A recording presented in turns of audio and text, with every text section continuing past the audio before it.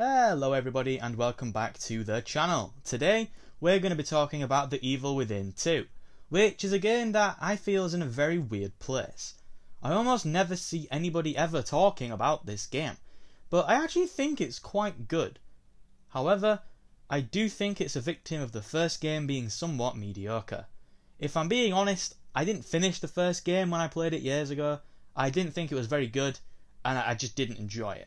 And as a result, I didn't care much for the sequel and didn't play it when it released. I would imagine that a lot of other people did the exact same thing. Hell, there's a pretty good chance you yourself did this. The Evil Within 2 decided that it wanted to tell a deeper story. Sebastian feels a lot more like a real person in this game. The premise of the game is that his daughter has been trapped in STEM, which is basically an evil Matrix thing, so he goes in there to save her. It's a simple enough motivation, but it's enough to get me to care about Sebastian and what happens to him and his family. Now, I'm not going to sit here and pretend it's the best story I've ever seen, because it's far from it. It is pretty surface level for the most part, but the moments when Sebastian is at his most vulnerable are definitely the strongest. He is clearly willing to do anything to save his daughter, and remains unfazed despite the creepy shit that he witnesses. And goddamn, does he witness some creepy shit. This game isn't an outright horror game, it's definitely leaning more towards action horror in my opinion, but Tango have done an absolutely incredible job of building an atmosphere, especially in the first half of the game. Take the first semi-open world section for example. Oh yeah, while we're on that topic, parts of the game are also semi-open world too. It's not massive or anything, but there are areas to explore and a few side missions to complete. These sections are actually where I would say the game is at its strongest, because the horror feels more organic as opposed to the scripted sections. But yeah, anyway, there's this house you can go in. They build the tension immediately. Something isn't right in this place, and you quickly learn what it is.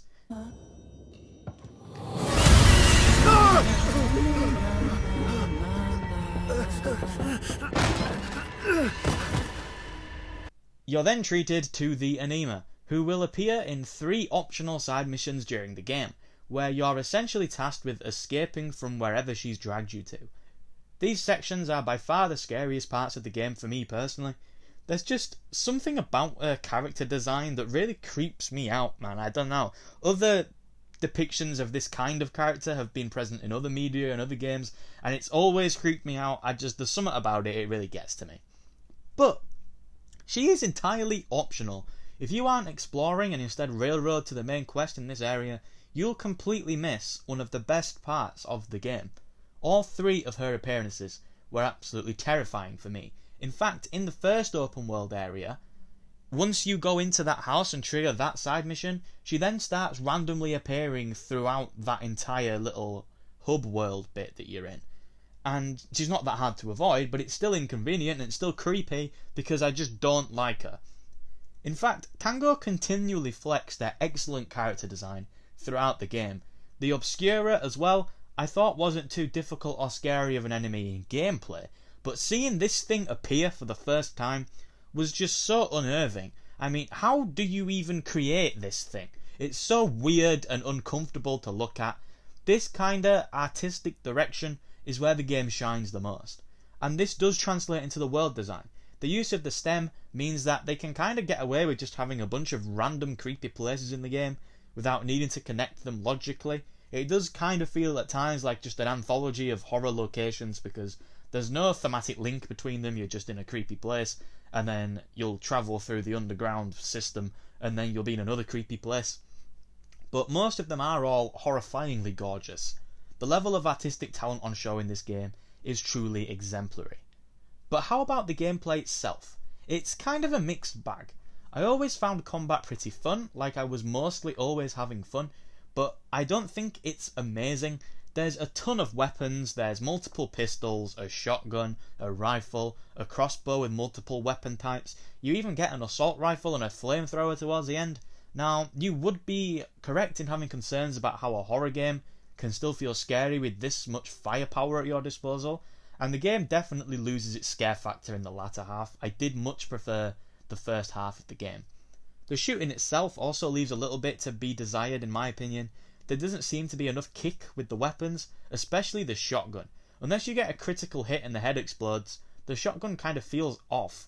It seems as though the bullet just bounces off the enemy. They don't really react to being hit with a shotgun, and the shotgun just doesn't have much weight to it.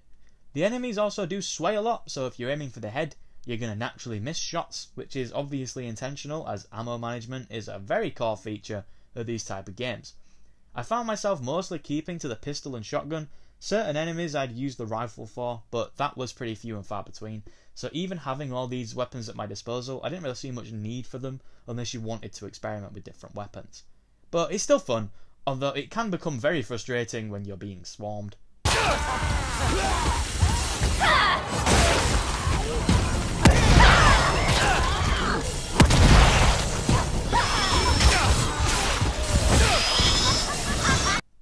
I also really don't like the stealth.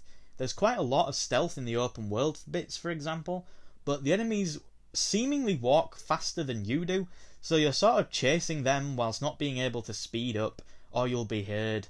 They also have a habit of pivoting whilst moving, so they'll just see you even if you're sneaking up on them. It feels kinda counterintuitive to have these things in when you're clearly trying to implement stealth into your gameplay. The bosses are really cool though. I loved a lot of them. The final boss in particular, I really enjoyed, honestly. Stefano was also a really cool villain, by the way. I wish he was in the game a bit more, but his ruthless pursuit of his artistic vision was a very strong component of the first half of this game, and that heavily exaggerated the creepiness of these early chapters. The game kinda loses something when his appearances slow down. Overall, The Evil Within 2 is a very good time. I didn't like the first game, but I can confidently say that the second is much better. It just unfortunately suffers from being a sequel to a, in my opinion, bad game. It still feels like something is missing to me though. It's a game that definitely shows that this studio has potential, and with this year's Hi-Fi Rush, they proved that they've got what it takes to make a top quality game. Now I just feel like we need to see that in the horror genre, and I really hope we do sometime soon. Thank you for making it to the end of this video. I hope that you did enjoy it. If you did, then please consider leaving a like, as that would greatly help me out. And if you want to see more videos like this one, then you could always subscribe, because I upload every week. But that's all from me. Have a nice day, and goodbye.